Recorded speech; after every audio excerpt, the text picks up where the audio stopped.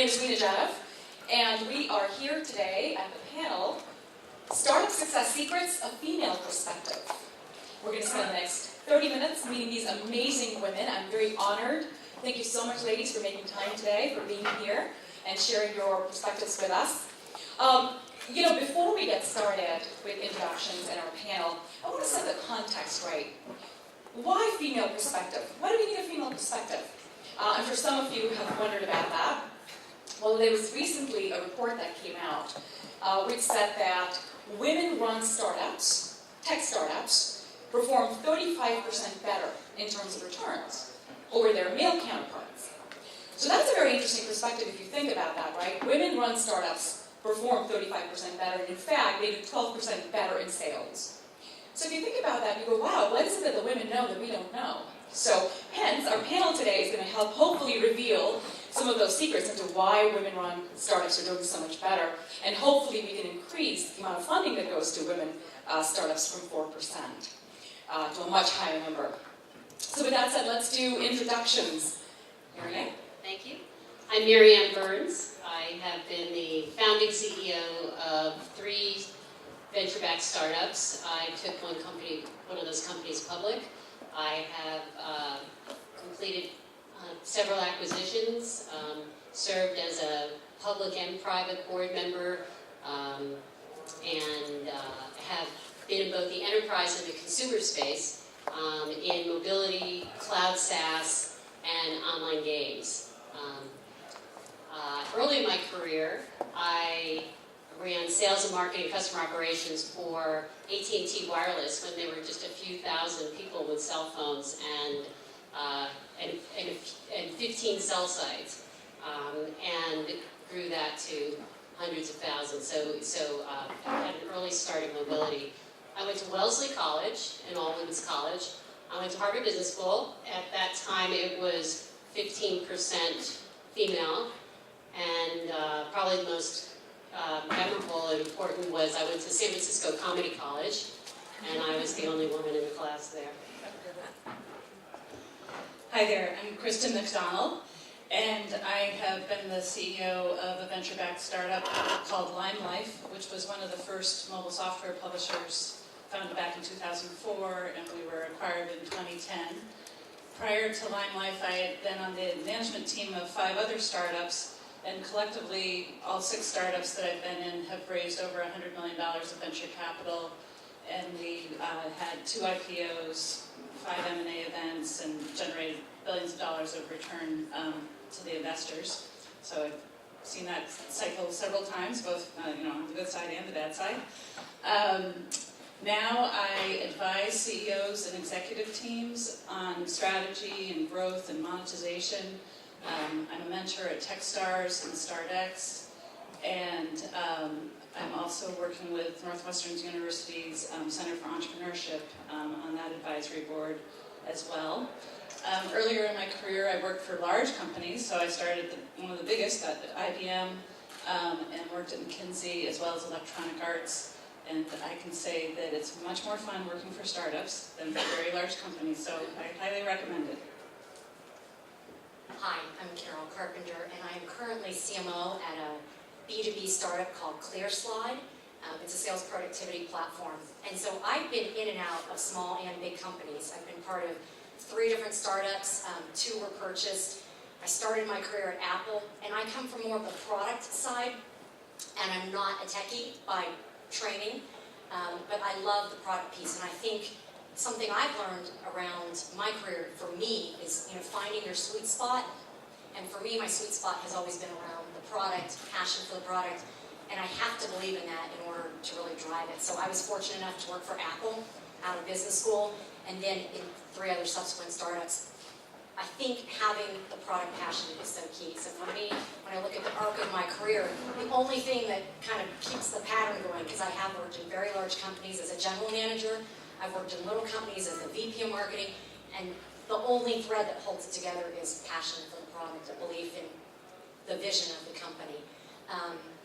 I did not grow up in California, and this is, I think, really important in my storyline, is I grew up in a small town in West Virginia, and I thought the definition of success was to be like the lawyer who lived down the street and made $30,000 a year. So I have far surpassed any of the goals I set in my life, and I think that's really important as well for finding fulfillment in what you do.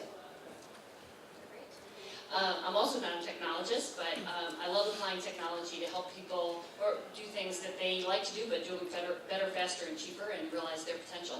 So I'm a Chief Business Officer at Chegg, which helps students connect to a bunch of services, and came to Chegg via acquisition of a company called Zinch, where I was CEO, and prior to that was at a company called Military.com, which was acquired by Monster. So I'm very passionate about helping people think about, whether it's startups or other, what's the right choice for them. Thank you. I'm Mira Gall. Through my career, I'm not a technologist again. I'm an attorney by profession, but I've been a serial entrepreneur in technology. I worked with private equity, venture capital, and I'm an angel investor. I'm the chairperson of Mira Gall Foundation. We invest into tech women startups, specifically women in STEM. And we have a very successful program called Women in Technology, which we started 1.5 years back, and we have a few investments with women all over the world with this program. And it's amazing, the kind of ventures that we are investing in and the kind of women we're supporting. Wonderful. Great amount of talent right here and experience. Very brief introduction for myself. I'm Reena Jadhav. I'm currently the founder of a social venture called Career Hero, which focuses on inspiring teens to choose and fall in love with a career in STEM. I've done 4 startups. I've co-founded 3. One of the startups is now valued at over $2.5 billion, so pretty exciting. With that said, let's get started. Oh, and by the way, you can follow me on Twitter, @ReenaJadhav, or find me on LinkedIn. I'll be tweeting out some of the reports that I'm going to refer to today. And then if you'd like a video copy of this panel, then go ahead and follow me as well. I'll be putting that out. Again, thank you so much for being here today. So let's get started, ladies. So, to me, one of the first most critical milestones in a startup's success journey is the funding. Fundraising is one of the hardest things you can do, and I personally think it's because it's an art and a science, left brain and right brain, and not everybody does that very well. So it's hard to begin with. On top of that, a report just came out. Alison Brooke recently published something in the Harvard Business Review, and again, I can send that out to you. It says, investors prefer handsome men.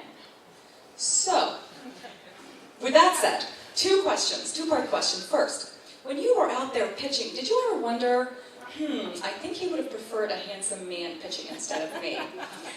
Basically what I'm saying is, what have your experiences been? But secondly, more importantly, what has worked? What have been your insights in really closing the right amount of money from the right investors? So at the time that I raised venture capital for my startup, I had already been in 5 startups. So I had VCs that I knew of from the previous startups. I wasn't the CEO of those, but I at least knew them through being in those companies.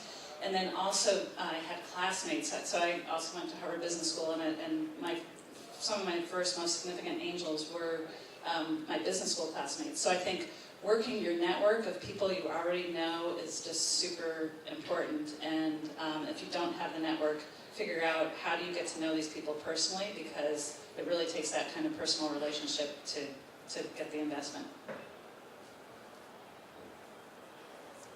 I think there is pattern recognition. Part of what makes a good investor is their ability to perceive patterns. So my best advice is to be authentic in the process and to do your homework and find the right fit. So someone who's interested in your market, because if I was thinking I have to validate me and validate the market and the service, it's a lot. So any tips you can. And again, the best advice I give people is to work the network, and then also the best thing is to have your networking for you to investors. So they're hearing about your company from multiple sources, which again validates you. Did Marianne or Carol want to share some insights before we go to Mira? Well, the only thing I'd say is the first company with whom I raised money, I was not CEO. It was a company called Tumbleweed, and this was in the late 90s. And it is a fraternity, at least on Sand Hill Road, and I think we know it, we can say it out loud, they admit it. And what I found is pretty much going with the CEO, was Jeff and me, I was ignored. And I think it's really important, and we talked about this at lunch, when there isn't a lot of oxygen in the room, that you and your CEO or whoever you're raising money with, that you have a game plan. And I felt like that was really important because he was supportive of me, and we got a game plan together after the first few meetings. He's like, well, why don't you do this part, I'll do this part, and establish credibility. So, I mean, that eventually, ultimately, they want to invest in a team, not just, and the idea, obviously. But I felt like I was fortunate enough to have a CEO who did want to put together a game plan, didn't want to suck all the oxygen out of the room, and I was fortunate that way. I guess I would add to in building the network and really working your network. I met a principal investor for someone who invested in 3 companies at a baby shower. Or actually, it was a contact that I met at a baby shower. So you just never know, and working your network can really be very, very important. And I also think it's an important thing, I think, is to make sure that you don't personally have a bias, that you're not thinking that he might be thinking, right? That you go in and replace woman CEO, woman entrepreneur with great, right? So those words are interchangeable. And so it's just, I'm a great CEO and I'm a great entrepreneur and I'm going to go in and get funding. Mira, I'm going to walk this over to you. Mira is our very experienced investor, so we're going to hear from Mira as an investor. Share your perspective on this. So I would love for a handsome and manly but I would equally love it if it were a beautiful woman. As an investor, let's just forget the gender aspect here. As an investor, there are a few things that I would look at. First and foremost, does the entrepreneur have a serious amount of conviction in the idea that they're working on? Very important, that enthusiasm needs to come through, and the way they present the idea. Do they have skin in the game? Have they bootstrapped? Have they put in their own money? That gives me great comfort, whether it's a man or a woman. Amazing comfort. Thirdly, do they have customer validation? Which would mean that do they have a customer board of advisors? Have they gone out of the building and spoken to the customers? Have the customers given them feedback, which they have rolled back into the product or the service that they're building? Then, most importantly, are there other companies in the same domain that they're talking to for smart money? Which means that mostly when I get investors coming to me with business plans, if you redo and tweak the business plans a little bit, you will realize that if you're trying to raise X amount of dollars, the real need will never be X amount of dollars. It will be much less if they were smart about the way they're utilizing the money, and they're smart enough the way they're complementing their services with other companies in the domain that they're operating in. Then, the most important aspect is for any entrepreneur. If you decide that you need money in 6 months, start networking now. Go out and build relationships, and then use those relationships going further. Sounds great. So you've raised some money. The next most important critical milestone, I would say, in sort of driving your startup success is recruiting. Because frankly, all amount of money is not going to help you if you don't have that core team in place. But recruiting is getting tougher and tougher, right? So we see compensations are exploding, loyalty is cratering. And in all of this context, it's getting tougher and tougher to find the right people to join your company, especially as I understand most engineers want to work for other men. So, little birdie told me that. So let's talk about, when you've recruited these great teams, what have been some of those insights in hiring the right people, and then of course retaining those people? Do you want to start here? Oh, sure. Even you've got the mic? Now that I have it. So, over 2 decades of my career, I think I have recruited around 4,000 to 5,000 people, and some of the people that still work with some of the companies I own have been with me for 10, 12 years, so that's great. the basis that I normally use for recruiting for startups is that normally I wouldn't recruit somebody who's very experienced. I would recruit somebody who's amenable to mentoring. And that is a very, very, very important retaining technique for me. And so far it's worked. That's a great idea. So when you can't recruit via referrals, which is such a great way to recruit, you gotta make that part of your team's DNA to do that. I think there's a couple of things that can be helpful. So one is really taking the time with your team to think about those interview questions that get at cultural fit as well as competence. And then doing important reference checks. The best tip I can offer for reference checks is leaving a voicemail for someone that's the reference. Ideally not someone that they put on their resume, but said, and say, please call me back or text me back if this is an outstanding candidate. You'd be surprised you won't get everybody. The other is when you have somebody in the interview say, would you be comfortable with me, would you set up the time with your previous employer? And it's amazing how many people squirm when they do that and they don't have a relationship with someone that they've worked with before, which can be a red flag. And then the other part of recruiting is really performance assessment quickly. And 30, 60, 90 days in, have you made the right fit? And it's always better to cut bait early if the fit isn't mutually right.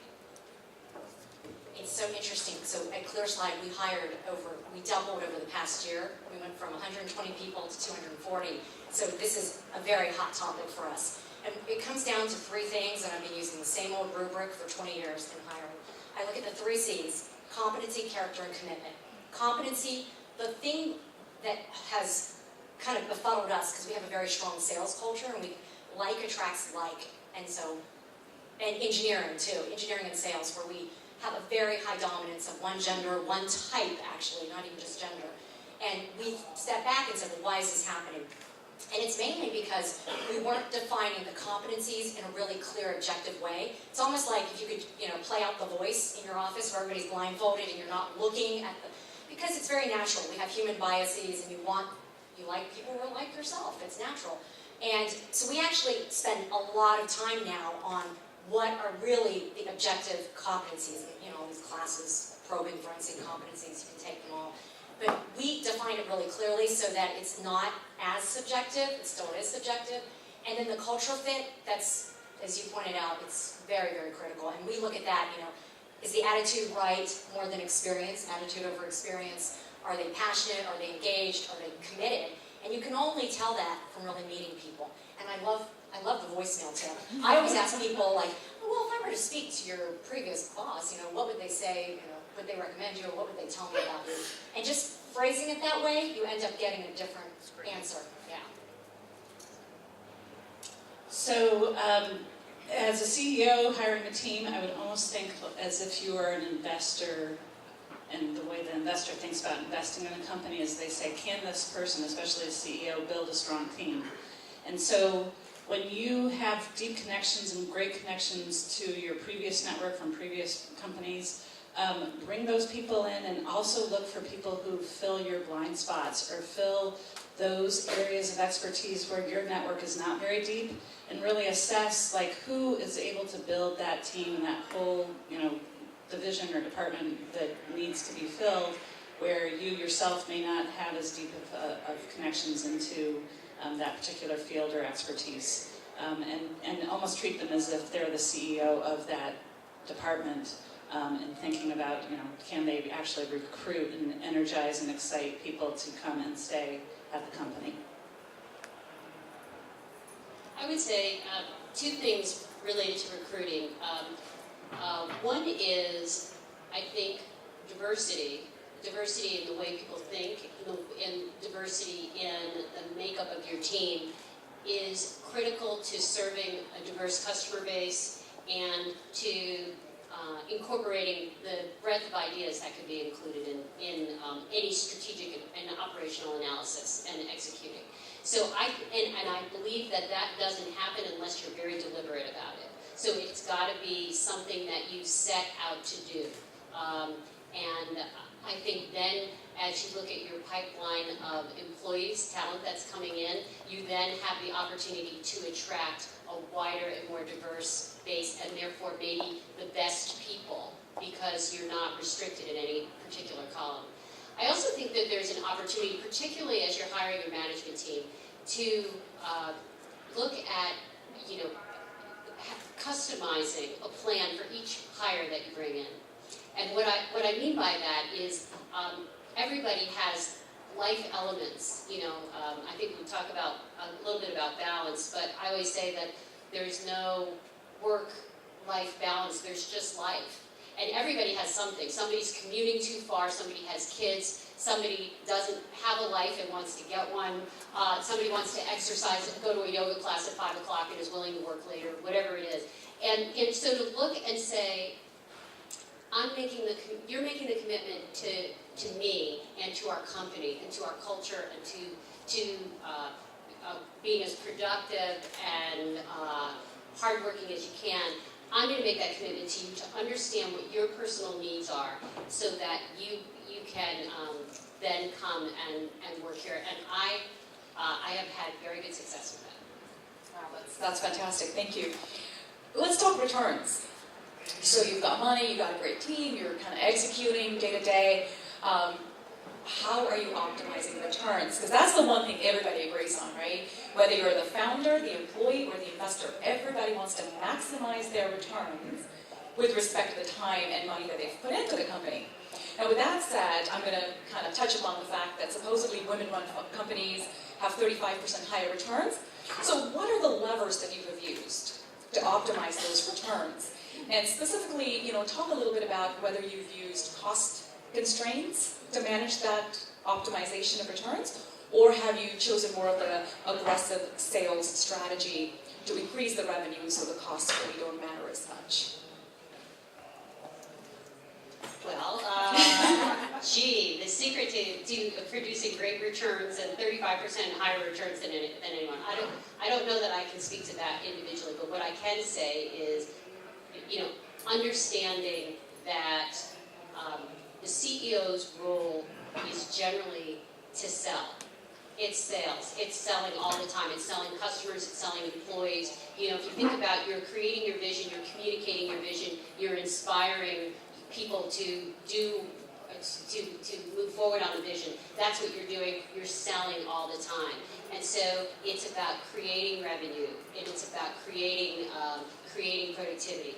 On the expense side, it's watching every penny, and it's being smart about it though, and making investments. You don't save your way to prosperity.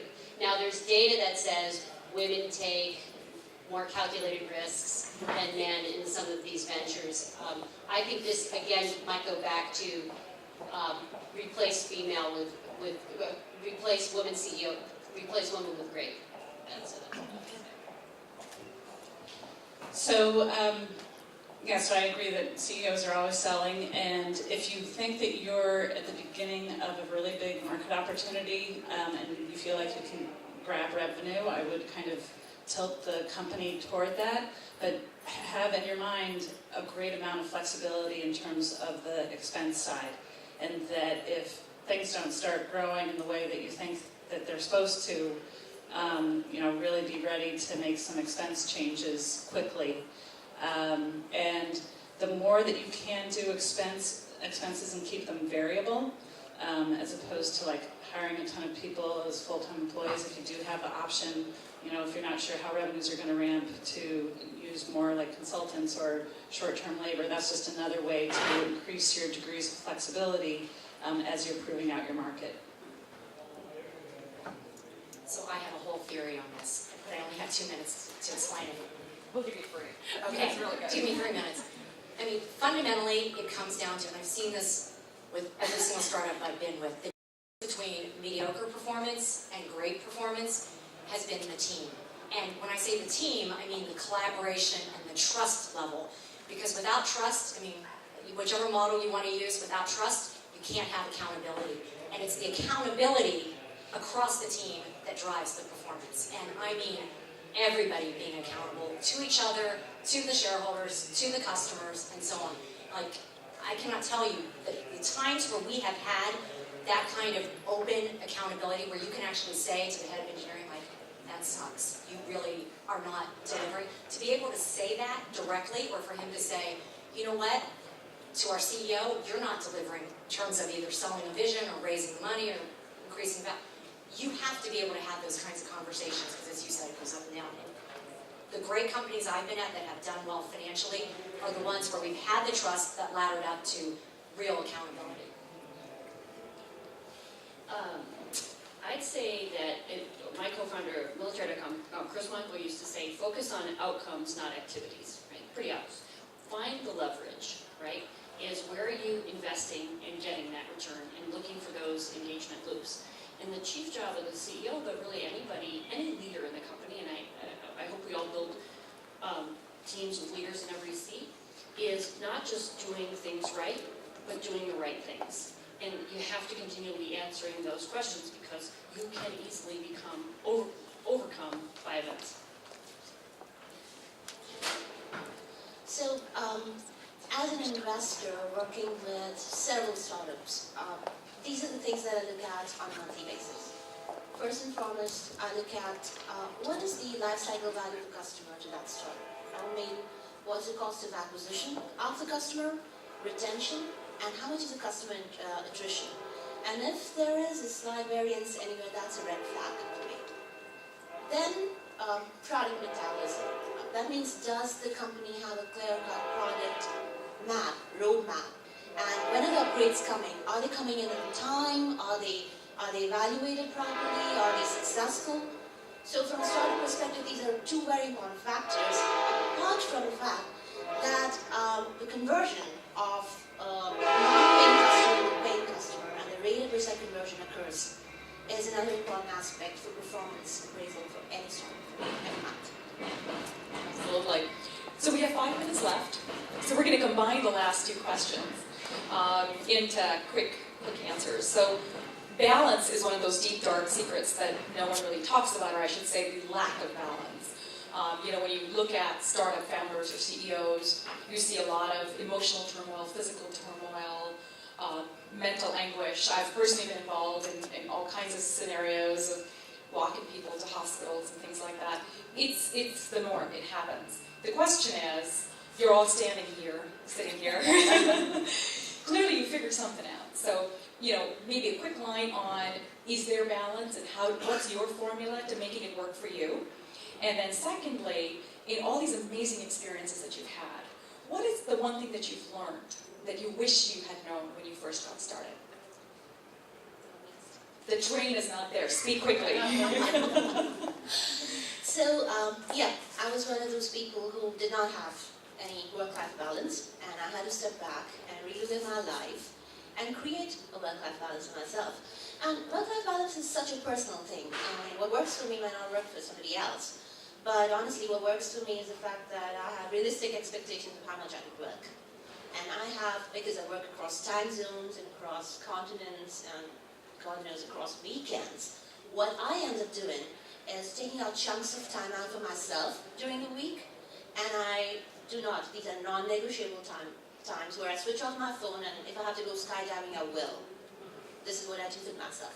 The answer to your second question, what would I have done differently? Well, I would have realized I should have realized long back that hindsight is always going to be 20/20, that things that I did today, I have great ideas about the same thing 6 months down the line, and I wish I'd done them differently. But entrepreneurship or ventures, they're a process. They're an evolutionary process, and never let fear of failure stop you from doing what you're doing. Just keep doing. That's the mantra. Let's see. I forgot the first question. Balance. Oh, okay. Maybe that's a limit. I don't know.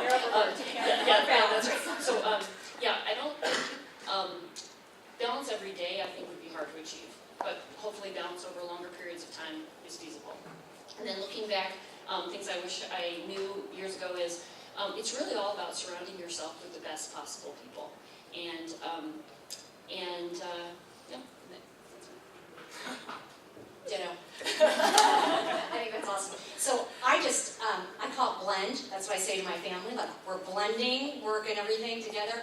In my last job, I was general manager of this global business, and it was about a $600 million business, and I had to fly about 40% of the time.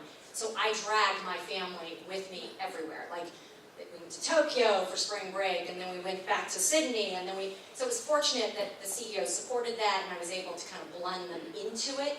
But my kids would laugh. I mean, they'll tell you, like, Mom gets paid to make dinner with the speakerphone there and, like, throw in a chip shot every, 10 minutes. Like, yes, I'm still here. Yes, don't worry.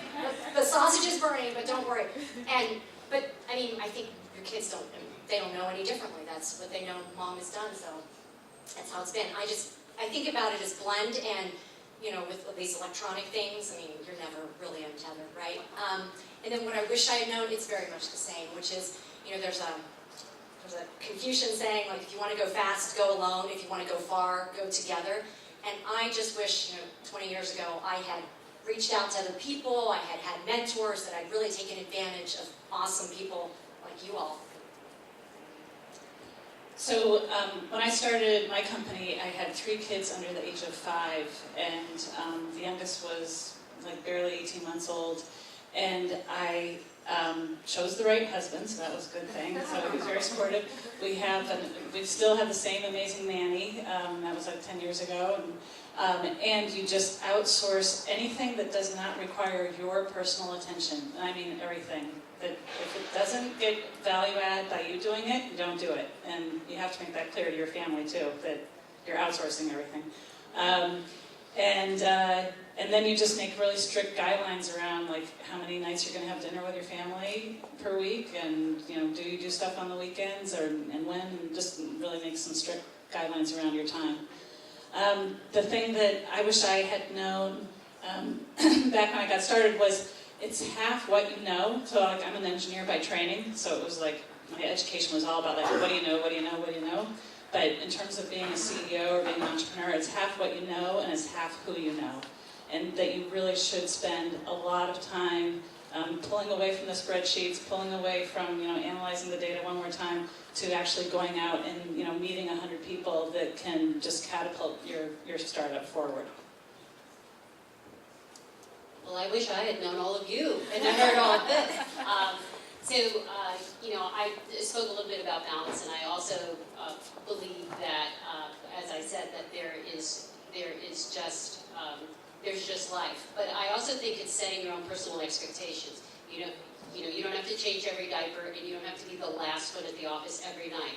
And you need to do both of those things some of the time. So it's figuring out what it is, do it, and don't apologize for it, and then you will help create the culture. What I wish I knew, a lot of things, but I would say that it would be that I knew when I needed help, that I could ask for help. So to really figure out what it was I needed help with, and as I did that, then to know that that was not weakness, that was strength, to be able to ask for help. I'm still working on that one. I want to thank all of you for being here today. Thank you so very much. You've been a great audience. I'm going to request the panelists stay around so the audience can feel free to come swarm here and ask them further questions. But thank you so very much, and enjoy your conference.